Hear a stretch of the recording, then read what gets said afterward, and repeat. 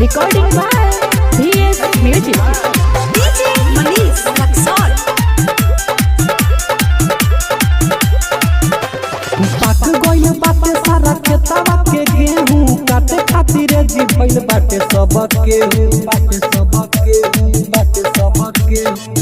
गइल बाटे सारा खेतवा के गेहूं काटे खातिर रेडी भइल बाटे सबक गेहूं चैत महीना में के फायदा उठाइब भौजी के साथे गेहूं काटे जाइब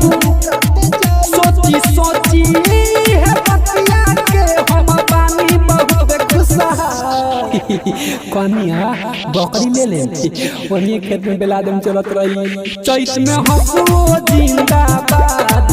गिरो हंसुओ जिंदाबाद चैत में हंसुओ जिंदाबाद गिरो हंसुओ जिंदाबाद चैत में हंसुओ जिंदाबाद गिरो हंसुओ जिंदाबाद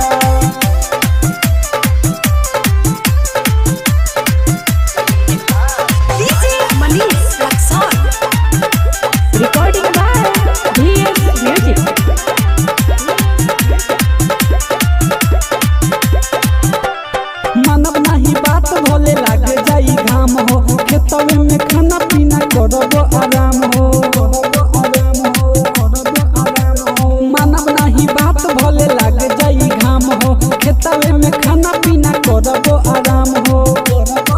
खाके सतुआ हनून मरचा ओ करची खल जाई साद खाके सतुआ हनून मरचा ओ करची खल जाई साद कहनिया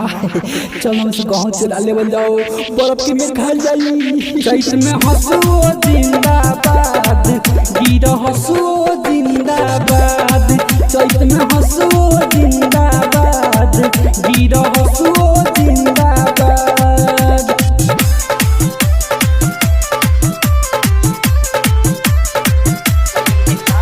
DJ Manish Raksol.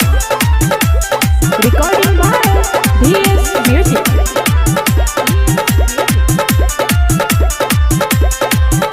मीठू मुरारी रामू करता रे कटनी खेतवे में देखो न लगा हई के छतरी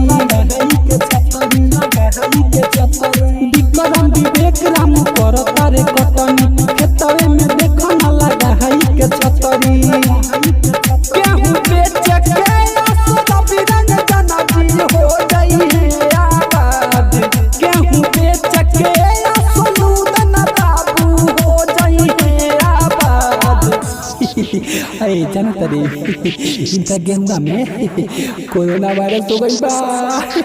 चैत में हंसुओ जिंदाबाद गिरो हंसुओ जिंदाबाद चैत में हंसुओ